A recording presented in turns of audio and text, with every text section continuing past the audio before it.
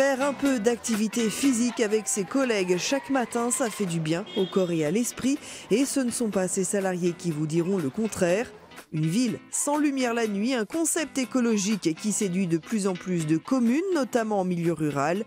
Et on débute à Reims pour découvrir un nouveau genre de bar à vin. Ici, tout est bio. On peut venir déguster, acheter des crus locaux et soigneusement sélectionnés par le propriétaire. La philosophie du lieu, consommer zéro déchet. Dans ce bar au décor rétro, à l'allure d'épicerie à l'ancienne, des étals de bouteilles et de vins 100% biologiques et naturels proposés en vrac. Dans son camion voué à tourner sur les marchés, le gérant des lieux, Dominique Bunel, a installé un système qui permet de débiter à la tireuse 11 vins différents fournis en bibes ou cubis. C'est des tuyaux, c'est des pompes à vin qui sont propulsées par le CO2, des pompes à membrane qui poussent donc le vin dans ces tuyaux jusque ces becs de tirage. Bonjour Anne. Alors je vais remplir mes bouteilles. La dernière fois, tu nous avais donné du petit roubier. Les clients peuvent tester les vins avant de les consommer ou de les acheter dans une bouteille en verre designée par Chantal Thomas et consignée 1,50 €. Une démarche qui tenait à cœur à cet ancien adjoint à la mairie de Reims, Souadli Nazan. Une bouteille consignée, c'est 75% de réduction de l'impact environnemental par rapport à une bouteille qui est refondue.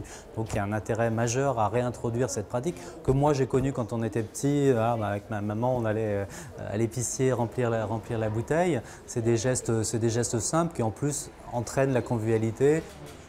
Parmi les vins proposés à la vente ou à la consommation, pas de grandes appellations, mais des vins issus de terroirs français et de circuits courts comme ce rouge au Marnais de Coiffy-le-Haut. Pour les vignerons engagés dans le bio qui produisent en plus petite quantité, c'est une bonne façon de promouvoir leur travail et surtout une bonne vitrine. Nous sommes en bio depuis 2009 et c'est vrai que nous n'avons pas des hauts rendements, mais je pense que d'être présent dans un établissement où on fait essentiellement déguster les vins et surtout où on est bio, c'est quelque chose pour nous de très intéressant. Travailler la nature, travailler les sols, on ne peut pas déjà faire de vin sans travailler les sols. Et après, c'est quand même plaisant de ne pas mettre de chimie dans ses vignes. On rentre chez soi, on ne se sent pas coupable, on ne se sent pas obligé de se laver les mains en permanence. Et je pense que c'est l'avenir. On est obligé de passer. Notre génération sera obligée de faire ça. Produire bio, oui, mais encore faut-il consommer autrement. Les bars ou cavistes 100% bio restent rares dans la région. Prix des vins en bouteilles consignées ici entre 8 et 11 €. Reste à convaincre et conquérir à Reims une nouvelle clientèle. Ça sera parfait avec. Éteindre les villes la nuit pour économiser l'électricité, c'est une tendance qui se répand de plus en plus, notamment en zone rurale. En Saône-et-Loire, par exemple, plus de 80% des communes coupent l'éclairage public chaque soir et il n'y a pas plus de cambriolage. Alors que la nuit s'écoule lentement, que petits et grands sont dans les bras de Morphée, certaines communes, comme ici à Saint-Jean-Gous-le-National, ont décidé en semaine d'économiser la fée électricité. À minuit, les 300 luminaires rejoignent les 1080 habitants dans leur sommeil et tout reste éteint jusqu'à 5 h du matin. C'est bien dans le sens que on n'a pas besoin d'éclairer les rues de Saint-Jean-Gous la nuit. Je trouve ça normal, moi. Ça sert à quoi d'avoir de la lumière la nuit? Tout le monde dort.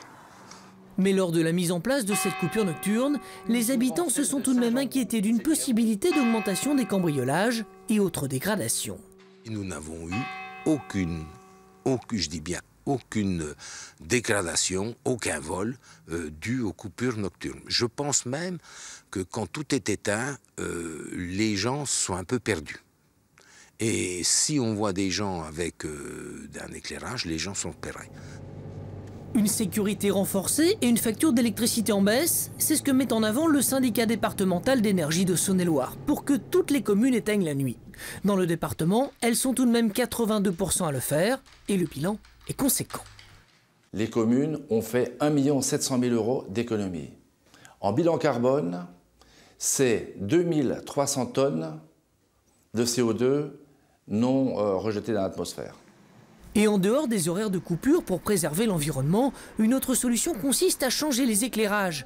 Adieu les lampes à incandescence et bonjour les diodes électroluminescentes, les fameuses LED. On a vraiment, on va dire, la lumière qui va bien vers le bas. C'est-à-dire on a très peu de lumière de déperdition vers le haut. Et après, ce qu'on fait attention aussi, c'est la température de couleur de la LED. C'est-à-dire on peut avoir des températures froides ou des températures chaudes. Nous, au niveau technique aussi d'elle, on choisit plus des températures chaudes qui sont moins agressives pour l'œil. Ainsi, la pollution visuelle nocturne est limitée.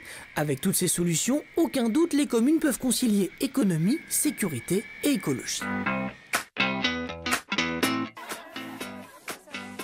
Un escape game à l'hôpital. Le désormais célèbre jeu d'évasion se décline à Metz en action de sensibilisation pour les personnels hospitaliers. Allergie, pose d'une pompe à morphine, prise en charge de la douleur. Il faut répondre correctement à une série d'énigmes pour valider cette formation sur la sécurité des soins. Il y a quand même une réflexion et c'est là qu'on voit l'intérêt de travail en équipe. Ça leur rappelle qu'elles ont déjà vu cette situation et que ça a amené à une réflexion pour trouver la solution et surtout ne pas commettre l'erreur.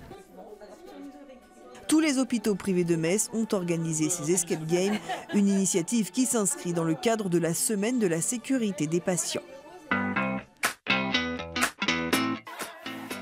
Faire un peu d'activité physique avec ses collègues chaque matin, ça fait du bien au corps et à l'esprit. Ce ne sont pas ces salariés qui vous diront le contraire. On commence tout simplement les chevilles. Pied droit, pied gauche, puis tout le reste du corps. Les genoux. Dans une salle de sport flambant neuve, les salariés de DHL à Lonne-Plage démarrent toute leur journée par un échauffement en musique. 7 minutes pour préparer le corps avant l'effort. C'est vachement important, à mon sens, de démarrer une activité quelconque par des échauffements musculaires, parce qu'on ne prend jamais le temps le matin. Enfin, très peu de personnes, je pense, prennent le temps de faire des exercices. Moi, j'ai été volontaire tout de suite. Quand il s'agit de faire quelque chose en équipe, c'est vraiment quelque chose que j'apprécie.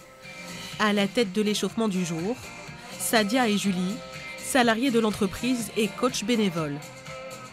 Ça fait du bien à tout le monde, on prépare notre corps pour aller travailler, on est chauffé, le matin il fait froid, ça nous réchauffe, voilà.